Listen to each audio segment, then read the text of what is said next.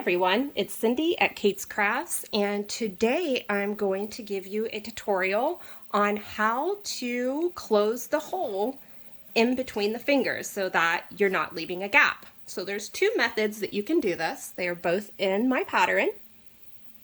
The first method is just going ahead and single crocheting and sewing that gap closed. So when I connected and did the first row of my finger, I left a long tail for sewing. So if I'm going to do this sewing method, I'm just going to go back into the first single crochet that I made and make a single crochet to start my next row. So what happens is you leave this hole right here.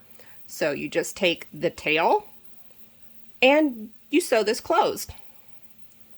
So the second method is a no-sew method.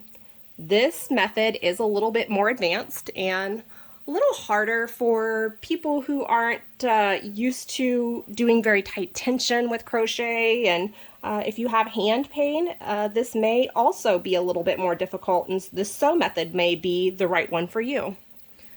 So when we look at where we're getting ready to crochet, you see this area in between our first and our last stitch of our finger. So there's 4 areas that you'll be working on whenever you're closing this gap. So the first one is going to be right beside your last stitch. Then I go here. This is my second spot. My third spot is here. And then my fourth spot is right beside my first stitch. So I am on my last stitch. That's my loop on my hook is from my last stitch. I'm going to insert my hook into that first one. I'm going to come out of the second, into the third, and out of the fourth. Then I'm going to kind of squeeze these together, and I'll yarn over and pull through all 4 of those spots. Your tension needs to stay very tight, because if not, you're still going to leave a hole and you're still going to have to sew some closed.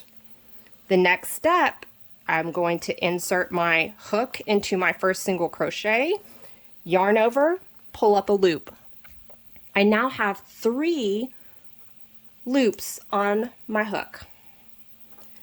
Now I'm going to make sure that those stay tight, and I'm going to yarn over, and I'm going to pull through all 3 of those loops, keeping my tension very tight the whole time. So that's going to close that finger gap so you don't have to sew it. And that's it. If you have any questions, let me know, and I hope that you found this tutorial useful. Thanks so much.